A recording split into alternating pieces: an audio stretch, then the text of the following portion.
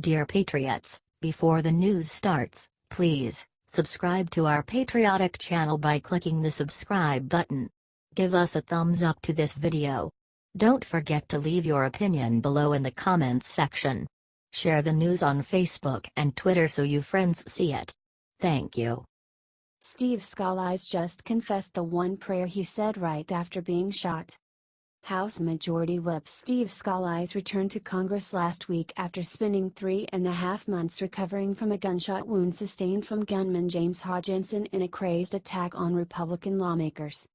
Scalise and his wife Jennifer just sat down with CBS's 60 Minutes Norah O'Donnell for their first interview since the attack.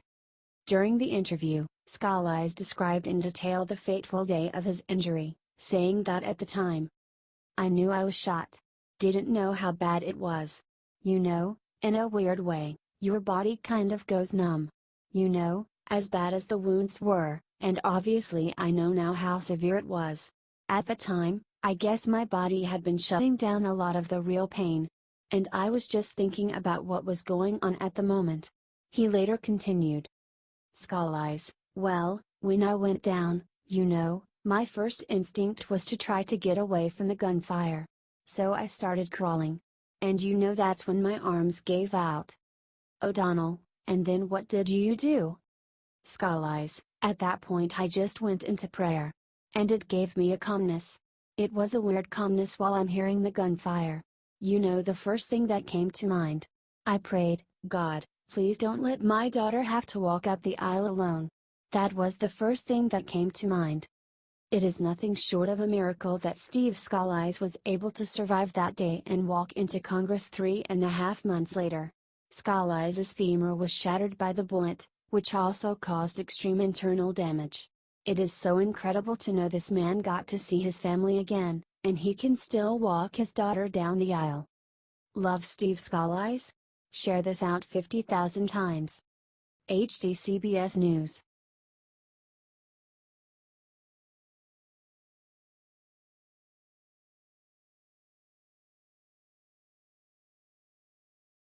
Detroit Lions owner just came up with a brilliant way to make her players stop kneeling. It's clearly been a big issue dealing with NFL players kneeling during the national anthem. Clearly, you cannot simply fire or even suspend all of them at this point, so the owners have been desperate for a new solution. Well, instead of threatening them with firing if they kneel, Ford thought of an even better solution. She decided to reward the ones who respect the anthem. Martha Ford reportedly has now incentivized her players to stand by offering up donations and her name to the charity of their choice if they respect the anthem. Lions running back Amir Abdullah told reporters, "We do dance around the topic a lot, and Mrs. Ford has come forward and said that as long as we compromise as a team and unify and make a unified demonstration, she'll back us financially. So I'm definitely going to hold her to her word." Now some people may see this as nothing more than simple bribery. I don't. I see a billionaire owner put her money where her mouth is to defend the anthem we all love. And the result? Well, standing players of course. Now they get to help causes without insulting our soldiers. Let's get this out everywhere quick and see which NFL owners are willing to do what it takes to get the results.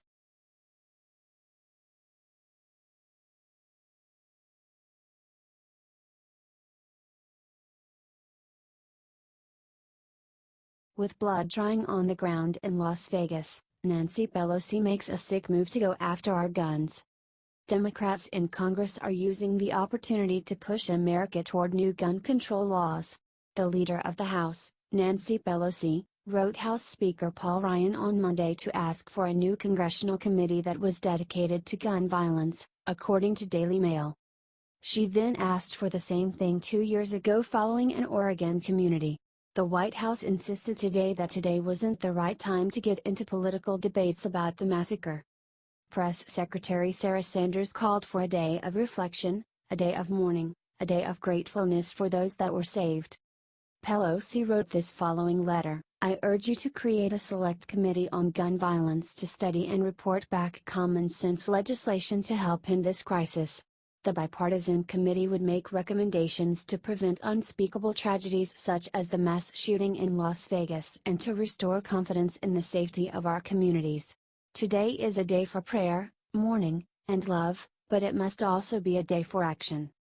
President Donald Trump has been clear that he's a strong supporter of the Second Amendment, says White House Press Secretary Sarah Sanders on Monday. President Donald Trump has been clear that he's a strong supporter of the Second Amendment, said Sarah Sanders as well. Share this if you think that it's sick that Nancy Pelosi and the rest of the Dems are trying to take away guns.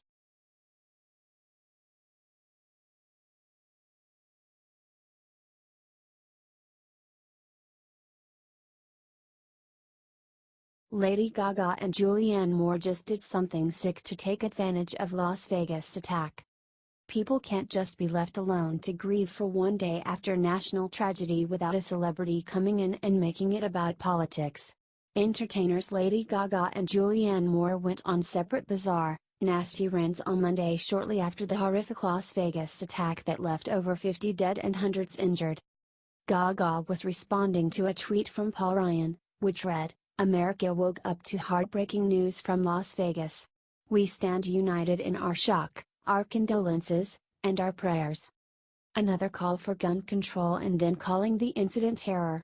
Terrorism has a very specific definition: the unlawful use of violence and intimidation, especially against civilians, in the pursuit of political aims.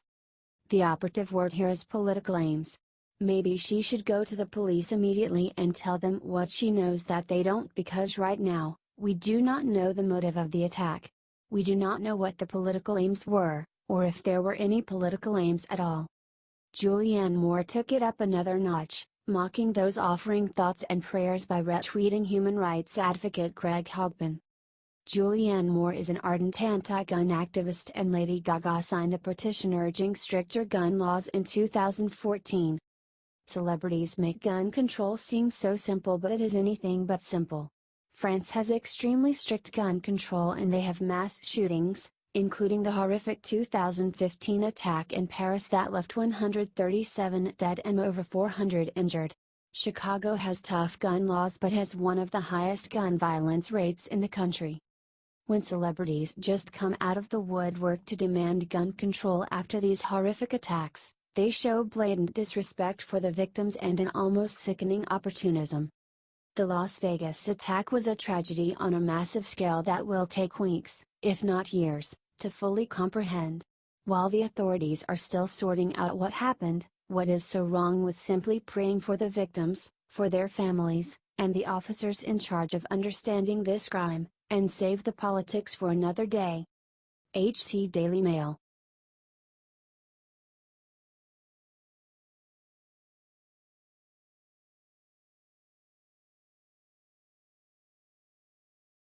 CBS vice president who mocked out Vegas victims just got hit with the worst karma of her life. Sometimes justice is slow. But sometimes, like in the case of a top lawyer for CBS Haley Jeff Mangold, justice is very, very quick. Right after the horrific attack on concert-goers in Las Vegas Sunday night, Jeff Mangold posted a sick comment on Facebook saying she was not even sympathetic to the victims because country music fans are often Republican.